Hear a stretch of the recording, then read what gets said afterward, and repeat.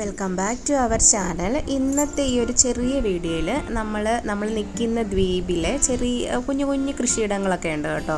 ഇവിടെ എല്ലാവർക്കും ഓരോ ചെറിയ പ്ലോട്ടുകൾ പോലെ ചെറിയ കൃഷിയിടങ്ങളുണ്ട്. നമുക്ക് അവിടെ ചെന്ന് വെറുതെ വന്ന് അതെന്തൊക്കെയാണ് അവരവിടെ കൃഷി ചെയ്യുന്നതെന്ന് നോക്കിയാൽ അധികം വലിയ ഹൈടെക് രീതിയിലുള്ള കൃഷിയിടങ്ങളും കാര്യങ്ങളൊന്നുമല്ല.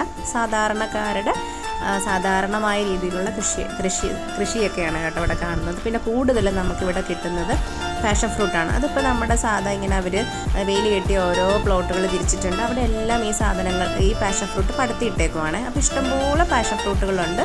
പിന്നെ ഇവിടെ ഇതിന് 1 കിലോ 50 രൂപ 60 റുപ്പിയൊക്കെ ആയിട്ട് വരും. അതായത് നാട്ടിലൊരു 300 രൂപ 250-300 ആ റേഞ്ചിലാണ് ഇതൊക്കെ നമുക്കിവിടെ കിട്ടുന്നത്.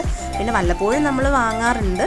പിന്നെ എപ്പോഴും നമുക്കിത് അഫോർഡ് ചെയ്യാൻ പറ്റാത്ത കാരണം നമ്മളങ്ങനെ സ്കിപ്പാക്കുവാണ് പതിവ്. പിന്നെ നമ്മളങ്ങനെ ചെന്നപ്പോഴേക്കും ഇവിടുത്തെ ഒരു അവിടെ പുള്ളിയുടെ കൃഷിയിടം കാര്യങ്ങളൊക്കെ കാണിച്ചു തരുവാണ്. അപ്പോൾ പുള്ളി പറയുക, ഇത് ഞാൻ പറിച്ച് വെച്ചിട്ടുള്ള നമ്മുടെ അച്ചിങ്ങപ്പയർ പോലെ ഇരിക്കും നാട്ടിൽ, പക്ഷേ കുറച്ച് വലുതാണ്. അത് പക്ഷേ 1-2 ഒക്കെ മതിയാകും നമുക്കൊരു തോരനും കാര്യങ്ങളൊക്കെ വെക്കാനായിട്ട്. നാട്ടിൽ നമ്മുടെ ഒരെണ്ണത്തിന് 10 രൂപ കൊടുത്തിട്ട് ഞങ്ങൾ വാങ്ങിച്ച ടൈമൊക്കെ ഉണ്ട്. ഇപ്പം എല്ലാം മിക്ക സാധനങ്ങളും ഇവർ കിലോ കണക്കാണ് വിൽക്കുന്നത്. അപ്പോൾ കിലോയ്ക്ക് ഒരു 50 രൂപയോ ഇവിടുത്തെ 50 റുപ്പിയോ നാട്ടിൽ 60 റുപ്പിയോ ആ ഒരു റേഞ്ചിലാണ് എല്ലാം പോകുന്നത്. പിന്നെ ഈ കാണുന്നതെല്ലാം ഇവരുടെ ഞാൻ മസ്തുണി എന്ന് പറയുന്ന ഒരു ട്രഡീഷണൽ ബ്രേക്ക്ഫാസ്റ്റ് റെസിപ്പി ഇട്ടിട്ടുണ്ട് വീഡിയോയിൽ. അപ്പോൾ അതിൽ ആ മീനിൻ്റെ സാലഡ് ഉണ്ടാക്കുമ്പോൾ ഇടുന്ന ഒരു ഇലയാണത്. അപ്പോൾ അത് ഇഷ്ടം പോലെ ഉണ്ട് എല്ലാവരുടെയും കൃഷിയിടങ്ങളിലും. ആ പോപ്പിഫൈ എന്ന് പറയുന്ന ഒരു ലീവ്സ് എല്ലാവരുടെയും കൃഷിയിടങ്ങളിലുണ്ട് കേട്ടോ. പിന്നെ നമ്മൾ ജസ്റ്റ് അവരെന്തൊക്കെയാണ് അവരുടെ കൃഷിയിടങ്ങളിലുള്ളതെന്ന് വെറുതെ ഒന്ന് നോക്കി നടക്കുകയാണ്. പിന്നെ ഈവനിങ്ങിൽ നമുക്ക് ബോറടിച്ചപ്പോഴേക്കും ഒരു ഔട്ടിങ് പോലെ നമ്മളെല്ലാവരും കൂടെ അങ്ങ് പോയതാണ്. പിന്നെ ഇത് നമ്മുടെ പീച്ചിങ്ങ പോലെയാണ് എനിക്ക് തോന്നിയത്. പീച്ചിങ്ങയുടെ ടെക്സ്ചറും കാര്യങ്ങളൊക്കെയാണ്. പരിപ്പൊക്കെ ഇട്ട് വയ്ക്കാൻ നല്ല ടേസ്റ്റാണ് കേട്ടോ കറിക്ക്. പിന്നെ എന്ന് പറയാനായിട്ട് പക്ഷേ പീച്ചിങ്ങയുടെ പോലത്തെ ഹാർഡ് ടെക്സ്ചർ ഇല്ല, ഒരേപോലെ ഇരിക്കുന്നതാണ്. നമുക്ക് പീച്ചിങ്ങയ്ക്ക് നമുക്കിങ്ങനെ ചെത്തിക്കളയാനുള്ള വശങ്ങളൊക്കെ ഉണ്ടല്ലോ, അതൊന്നും ഇതിനില്ല കേട്ടോ. പക്ഷേ ടേസ്റ്റിയാണ്, കറിയൊക്കെ വയ്ക്കാൻ നല്ലതാണ്. സാമ്പാറിലും അല്ലാതെ പരിപ്പ് കാര്യങ്ങളൊക്കെ ഇട്ട് വയ്ക്കാനൊക്കെ നല്ലതാണ്. പിന്നെയാണ് നമ്മുടെ മാൽദീവ്സിൽ ഞാൻ വന്നിട്ട് ഏറ്റവും കൂടുതൽ വില എന്നുള്ള തോന്നിയ ഒരു വസ്തുവാണ് പച്ചമുളക്. നമ്മുടെ നാട്ടിൽ സുലഭമായിട്ട് കിട്ടുന്നതും ഇവിടെ നമുക്ക് ലിമിറ്റ് ചെയ്ത് യൂസ് ചെയ്യേണ്ട ഒരു വസ്തു എനിക്ക് തോന്നിയിട്ടുള്ളത് പച്ചമുളകാണ് കേട്ടോ. എന്നുവെച്ചാൽ ഭയങ്കര വിലയാണ്. ഇത് മാലിമുളകാണ്. അപ്പോൾ പുള്ളിക്കാരൻ പറയുന്നത് ഇപ്പോഴത്തെ ചൂട് കാര്യങ്ങളൊക്കെ ആയപ്പോൾ കുറേ അധികം ചെടികളൊക്കെ നശിച്ചു പോയി. അതായത് കൂടുതലും മുളക് അങ്ങനെയുള്ള കാര്യങ്ങളൊക്കെയാണ്. അപ്പോൾ അതൊക്കെ നശിച്ചു പോയി, അധികം ഇല്ല എന്നാണ് പറയുന്നത്. പിന്നെ അതിൽ പുള്ളി ഉപയോഗിക്കുന്ന വളവും കാര്യങ്ങളൊക്കെ നമ്മളിങ്ങനെ വെറുതെ ചോദിച്ചപ്പോൾ പുള്ളിയുടെ ഭാഷയിൽ ഇങ്ങനെ ഓരോന്നൊക്കെ പറഞ്ഞു തരുവാണ് കേട്ടോ. സാധാരണക്കാരാണ്.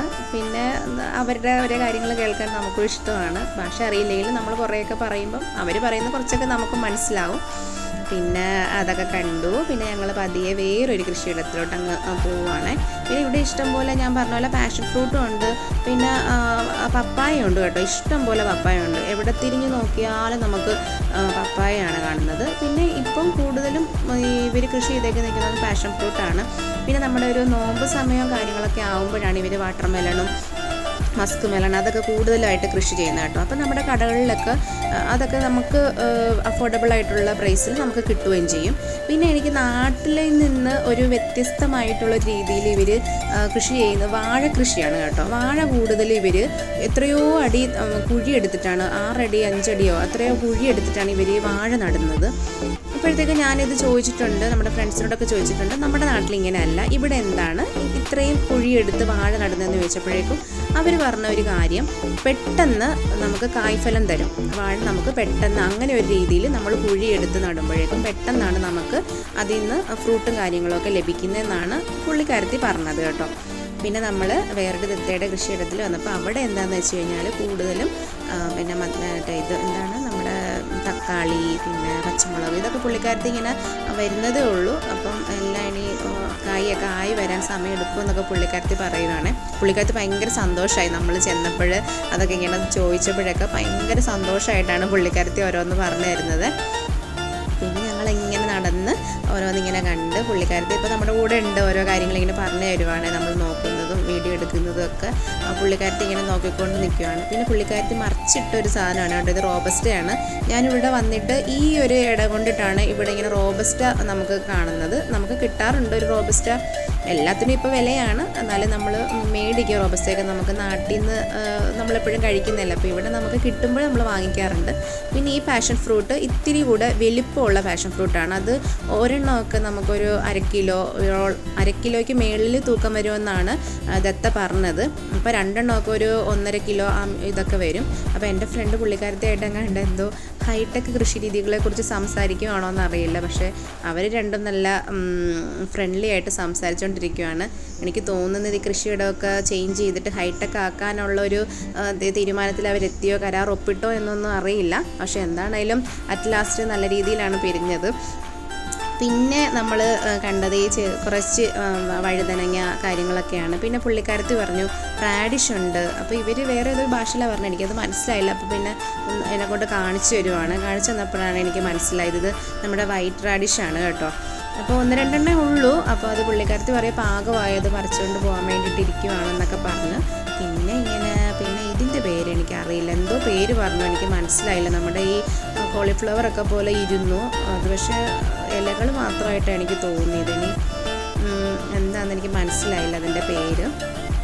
അപ്പോൾ ഞങ്ങളെല്ലാവരും കൂടെ ഒരു ഈവനിങ് വാക്ക് എന്നുള്ള രീതിയിൽ പോവാണ്. നമുക്ക് ടൈം പോകണ്ടേ. നമ്മുടെ ഇപ്പം ഈ ദ്വീപിലൊക്കെ ജീവിക്കുന്നവരുടെ ജീവിത രീതികളൊക്കെ ഇങ്ങനെയാണ്. അവർ പക്ഷേ അഡ്ജസ്റ്റഡ് ആണ് എല്ലാത്തിലും. ഇപ്പോൾ പക്ഷേ നമ്മൾ വന്ന് നമുക്ക് കുറച്ച് നാൾ എടുക്കുമായിരിക്കും ഈ ഒരു രീതികളായിട്ടൊക്കെ അഡ്ജസ്റ്റ് ആയി പോകാൻ. പിന്നെ ഞാനിപ്പം വർഷങ്ങളായത് കാരണം നമ്മൾ ആ ഒരു അറ്റ്മോസ്ഫിയറും കാര്യങ്ങളൊക്കെ ആയിട്ട് കുറേ അധികം അഡ്ജസ്റ്റഡ് ആയി എന്ന് തന്നെ വേണം പറയാൻ.